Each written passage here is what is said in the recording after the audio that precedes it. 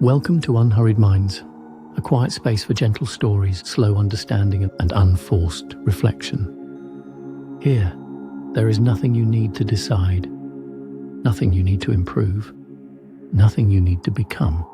If your attention drifts, that is expected. If sleep arrives, it is welcome, and this is not something you must complete.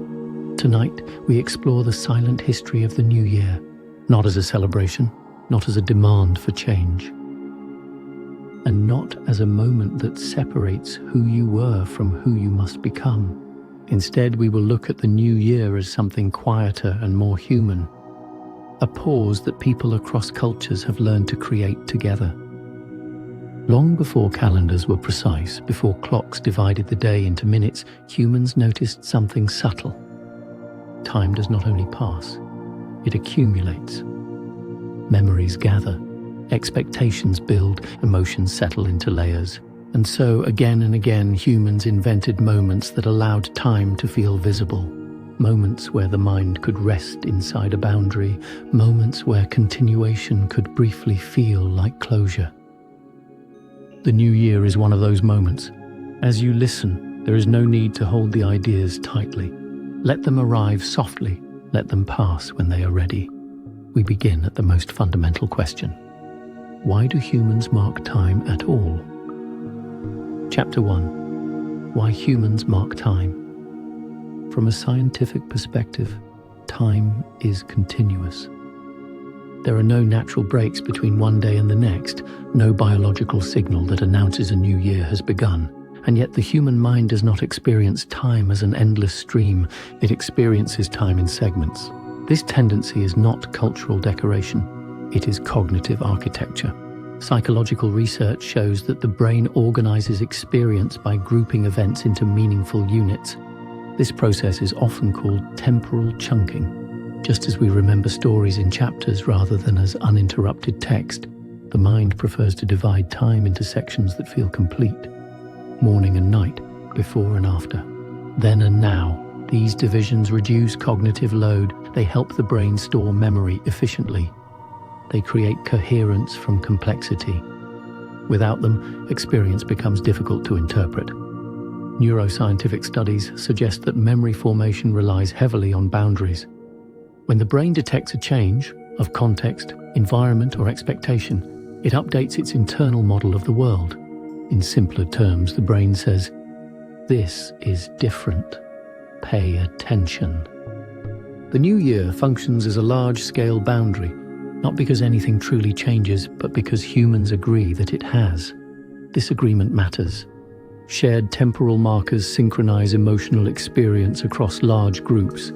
They allow individuals to feel aligned, even when their personal lives differ dramatically. Someone grieving, someone celebrating, someone exhausted, and someone hopeful, all are quietly told, we are at the same point in time. This creates a subtle form of social regulation. It reduces isolation, it normalizes reflection, it permits pause without explanation. Importantly, marking time is not about progress. Anthropological evidence shows that early New Year rituals were rarely focused on self-improvement. They centered on balance, restoring harmony with seasons, appeasing uncertainty, acknowledging survival. The idea that a new year demands transformation is a recent interpretation, one that places pressure where earlier cultures placed permission. At its core, marking time serves a softer function. It tells the nervous system you are allowed to stop carrying everything at once. You can place some weight down here, even briefly. In the next chapter, we will explore why the brain treats these symbolic beginnings as real, and why the illusion of starting over feels so powerful even when nothing has truly ended. Chapter 2. The Illusion of Beginnings. From a biological standpoint, there is no such thing as a true beginning. Cells continue dividing, neural circuits continue firing. The body carries yesterday seamlessly into today, and yet the human mind persistently experiences beginnings as real and meaningful. This is not a mistake of perception. It is a psychological function. Cognitive psychology describes this phenomenon as the fresh start effect. the tendency for people to feel psychologically distanced from past experiences when time is marked by symbolic boundaries. These boundaries need not correspond to actual change. Their power lies in perception, not reality. A new week, a birthday, a new year, each creates a mental separation between then and now. This separation reduces the emotional weight of continuity. It allows the brain to momentarily reorganize self-narrative without requiring immediate action. Importantly, the illusion of a beginning does not demand success. It offers relief. Research in self-regulation shows that when individuals feel psychologically stuck, symbolic resets temporarily reduce rumination. The mind interprets the boundary as a chance to release unresolved tension, not by solving it, but by reframing it. The past is not erased, it is placed at a distance. This distance matters. Neuroimaging studies suggest that when people reflect on their past selves, the brain often activates regions similar to those used when thinking about other people. The further back in time the memory feels, the less emotionally intense it becomes. The new year amplifies this effect. By collective agreement, it tells the mind, that version of you belongs to a different chapter. This does not mean the chapter is closed, it means it can be held more gently. Culturally, this illusion has been misunderstood as motivation, but its original psychological function is stabilization, not transformation. The mind does not crave constant reinvention. It craves coherence. Symbolic beginnings offer a way to preserve continuity while softening self-judgment. They allow reflection without immediate consequence. One can look back without needing to repair everything at once. This is why the new year feels simultaneously heavy and hopeful. It is not the pressure to change that creates this feeling. It is the permission to pause within time. The illusion of a beginning does not ask, "What will you do now?" It quietly asks, "Can you set some of this down?" In the next chapter, we will step further back into ancient cultures and observe how early New Year rituals used this illusion not for improvement, but for balance, safety, and emotional regulation across entire communities. Chapter 3. Ancient New Year Rituals.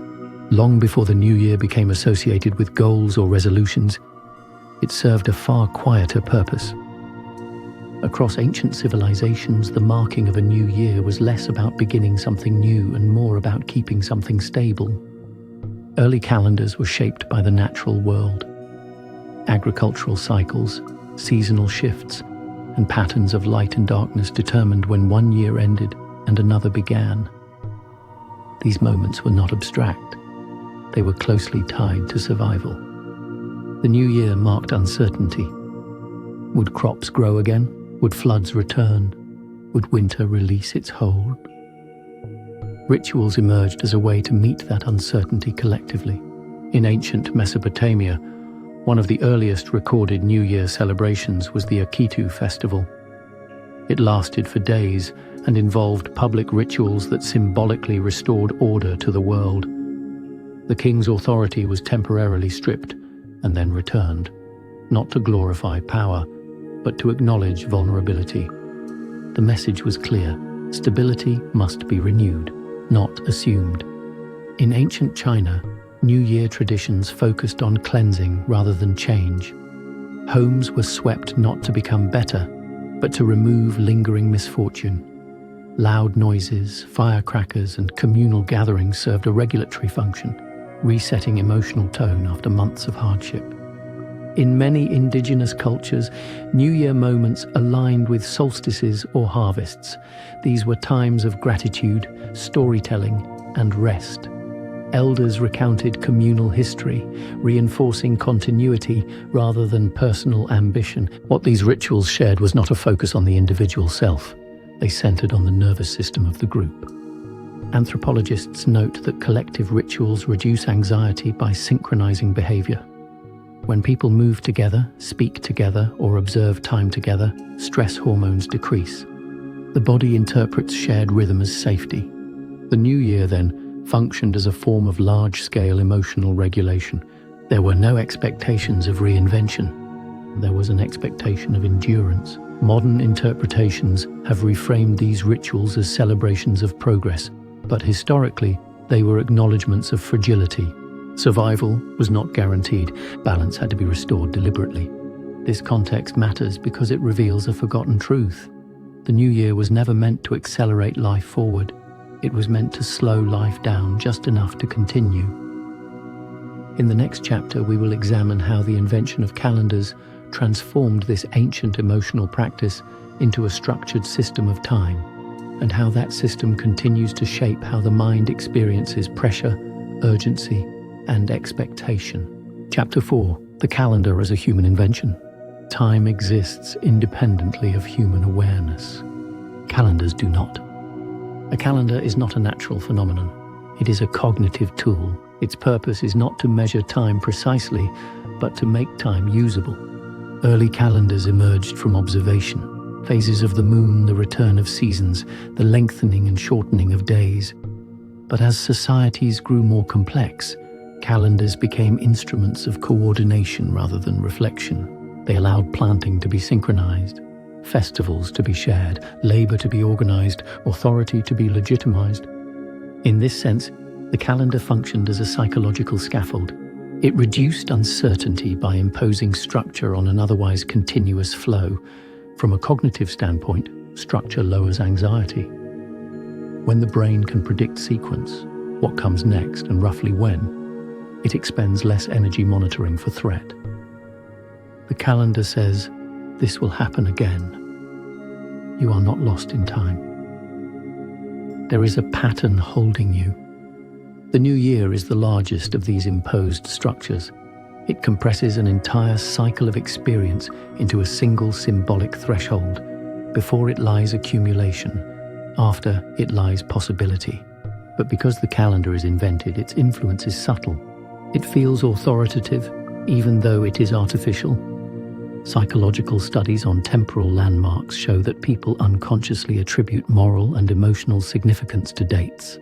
Certain days feel cleaner, others feel burdened. The new year becomes a container for unresolved emotion simply because it is labeled as such. This is not irrational, it is adaptive. The mind prefers external frameworks to organize internal states. Without them, emotional processing becomes diffuse and exhausting. However, when calendars become rigid rather than supportive, they introduce pressure. Deadlines replace rhythms, expectations replace rest. Urgency replaces reflection. The original function, to stabilize perception, becomes inverted. Understanding the calendar as an invention allows a gentler relationship with it. The new year does not command change. It offers orientation. It is a map, not a mandate. In the next chapter, we will explore how the mind uses this map to create closure, why endings matter psychologically, and how memory relies on perceived completion in order to remain flexible rather than fixed. Chapter 5. Memory, Closure, and Mental Accounting. Human memory is not a recording device. It is a living process. Each time a memory is recalled, it is subtly rewritten, updated with new emotion, new context, and new meaning. This flexibility allows learning, but it also creates vulnerability. Unresolved experiences linger. Psychologists refer to this tendency as the Zeigarnik effect. The mind is more likely to remember unfinished or interrupted tasks than completed ones. What remains open continues to occupy attention. The new year offers a symbolic solution to this problem. It creates the sensation of closure without requiring resolution. By marking a boundary, the mind is allowed to mentally file away experiences even when they are incomplete. This is not denial. It is a form of psychological triage. Memory needs rest to remain adaptive. Without closure, experiences stay emotionally active. They intrude during quiet moments. They surface during attempts at rest. The brain remains alert, scanning for unfinished business. The new year tells memory, you may rest here. This is why reflection intensifies near the end of the year. The mind senses an approaching boundary and begins organizing emotional material. What mattered? what hurt, what remains unresolved. Importantly, this process is not conscious for most people. It occurs beneath deliberate thought, driven by narrative instinct. Humans understand life as story. Stories require chapters, chapters require endings. The new year supplies an ending that reality itself does not provide. Mental accounting research shows that people categorize experiences to reduce emotional complexity. Losses are separated from gains. Effort is separated from reward. Time becomes a ledger rather than a blur. When done gently, this categorization reduces overload. When done harshly, it becomes self-judgment. Historically, the new year supported the former. It allowed individuals to acknowledge effort without demanding outcomes. Survival itself was considered sufficient completion. Modern interpretations often distort this function, turning reflection into evaluation. But psychologically, memory benefits most when closure is symbolic rather than evaluative. Nothing needs to be fixed for something to be placed gently behind you. In the next chapter, we will explore how this need for closure has been transformed into the modern ritual of resolutions, and why the emotional drive behind them is often misunderstood. Chapter 6. Why resolutions feel necessary. Resolutions are often framed as acts of discipline. In reality, they are acts of emotional negotiation. From a psychological perspective, the urge to make a resolution does not arise from ambition. It arises from discomfort. When the mind senses an ending, real or symbolic, it seeks to restore internal balance. Unmet needs, postponed intentions, and lingering dissatisfaction surface naturally near temporal boundaries. The new year concentrates this process. It gathers diffuse unease into a single moment and offers a familiar response. If I decide something now, this feeling will settle. Resolutions function as cognitive placeholders. They allow the mind to believe that action has been taken even when no immediate change occurs. This belief temporarily reduces anxiety by transforming vague dissatisfaction into a defined plan. Neuroscience supports this interpretation. Studies of goal setting show that merely articulating an intention can activate reward-related brain regions.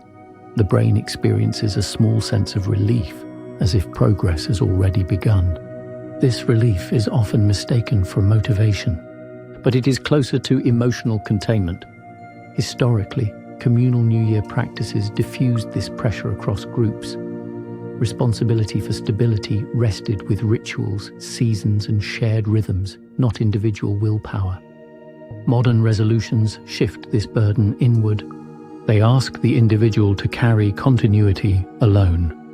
This shift explains why resolutions frequently fail. They are not designed to be sustained behaviors. They are designed to quiet the nervous system temporarily. When resolution making is treated as a moral obligation, it becomes counterproductive. Self-criticism replaces regulation. The mind interprets unmet resolutions as personal failure rather than as evidence of unrealistic expectation. Psychologically, lasting change requires safety.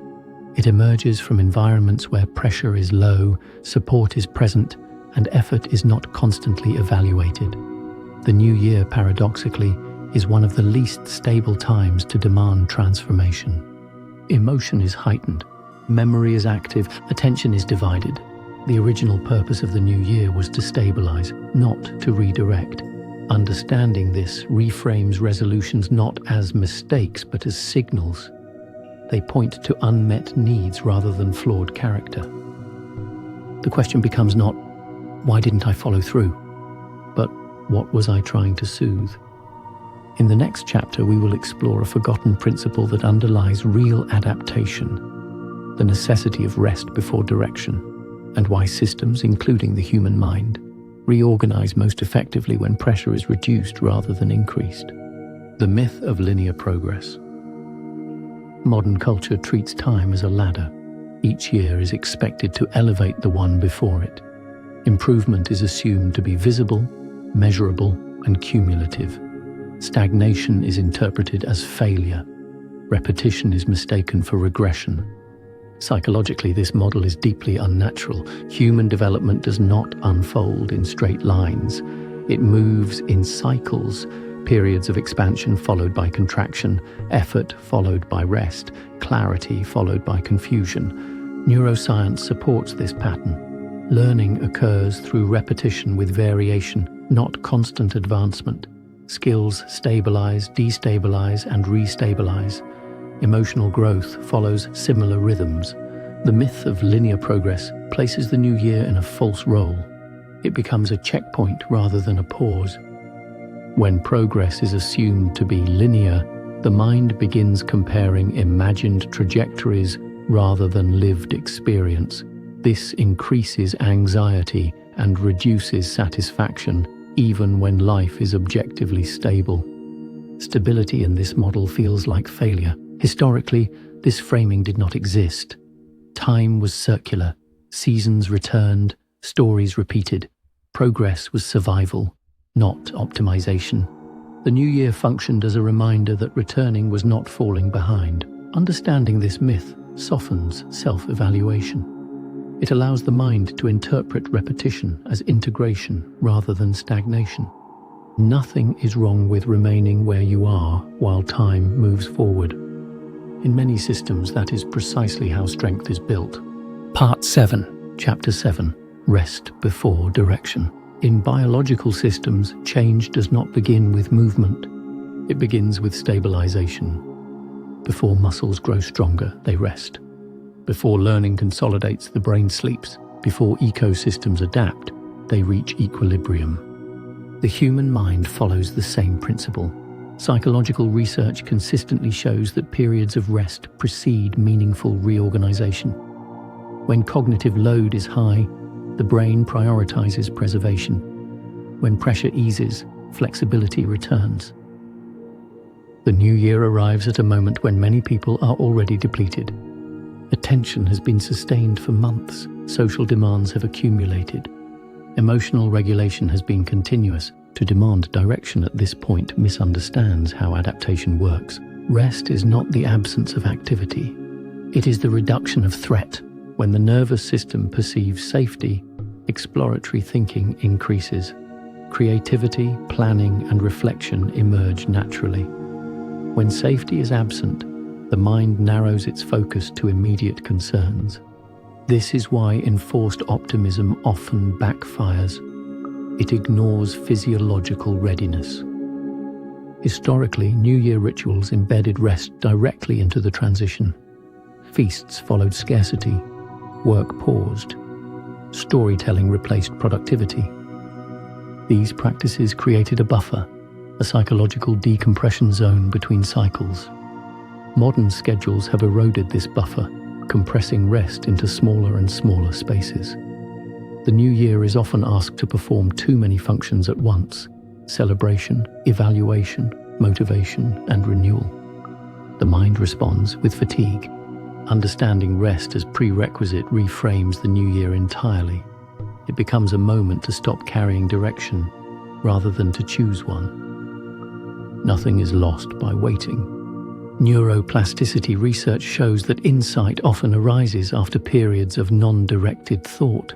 When the brain is not tasked with immediate problem solving, it reorganizes information quietly, beneath awareness. This is the state the new year was meant to support. A pause long enough for the system to settle. In the next chapter, we will examine how anticipation, particularly future-oriented thinking, interacts with the nervous system, and why the new year can feel both calming and unsettling at the same time. Chapter 8. The nervous system and anticipation. Anticipation is one of the nervous system's most powerful states. It is not inherently positive or negative. It is activating. When the mind turns toward the future, the body prepares. Muscles subtly tense. Attention narrows. The brain begins simulating outcomes, often automatically, and often without conscious intent. The new year intensifies this process. It stands at a psychological crossroads where memory and imagination overlap. The past has not fully settled, and the future has not yet formed. The nervous system senses this ambiguity and increases vigilance. This is why the new year can feel quietly unsettling even in calm environments. Anticipation activates the same neural circuits involved in threat detection. The brain asks, "What is coming?" before it asks, "Is it safe?" From an evolutionary perspective, this makes sense. Predicting the future increased survival.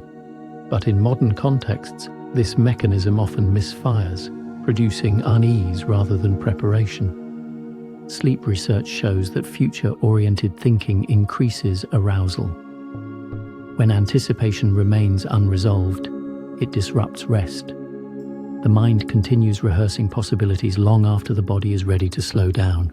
The new year magnifies this effect by symbolically condensing the future into a single threshold.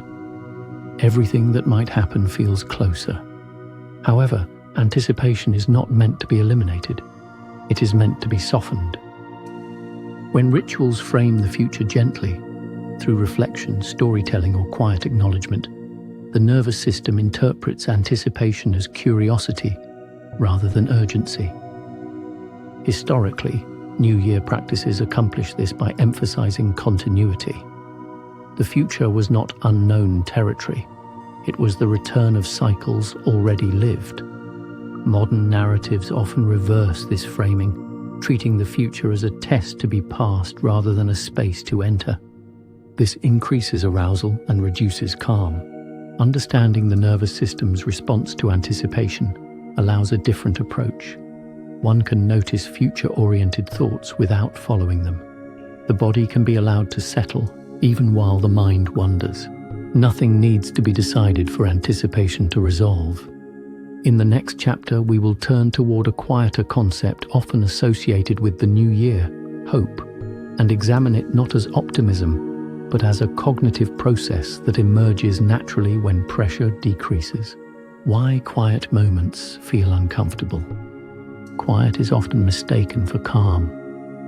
Neurologically, they are not the same. When stimulation decreases suddenly, unresolved internal signals become more noticeable. Thoughts surface, sensations sharpen, emotions that were previously masked by activity move closer to awareness. This is why quiet moments, especially at temporal boundaries like the new year, can feel uneasy. The nervous system is not accustomed to stillness. It has adapted to continuous input. When that input fades, the system briefly increases alertness, scanning for missing information. This response is automatic. Historically, quiet was not dangerous because it was shared. Collective rituals filled silence with meaning. Storytelling, firelight, and communal rest prevented isolation. Modern quiet is often solitary and unstructured. The new year amplifies this effect. Social activity pauses, expectations hover, attention turns inward without clear guidance. Discomfort arises not because something is wrong, but because awareness has widened. Understanding this reframes unease as a transition state, not a problem. If quiet feels uncomfortable, it is not a signal to act. It is a signal that the system is adjusting. Calm does not arrive instantly. It arrives after the nervous system confirms safety. Allowing this adjustment without interference is one of the most psychologically restorative actions available. Chapter 9. The quiet meaning of hope. Hope is often misunderstood as positivity. In psychological terms, it is something far more restrained and far more stable. Hope is not the belief that things will improve. It is the belief that meaning can still be made. Research in cognitive psychology describes hope as a future-oriented sense of coherence. It emerges when the mind can imagine continuity between present experience and what lies ahead, even when outcomes are uncertain. This distinction matters. Optimism demands prediction. Hope permits openness. The new year has long been associated with hope, not because it promises change, but because it restores narrative flow. It reconnects experience to time.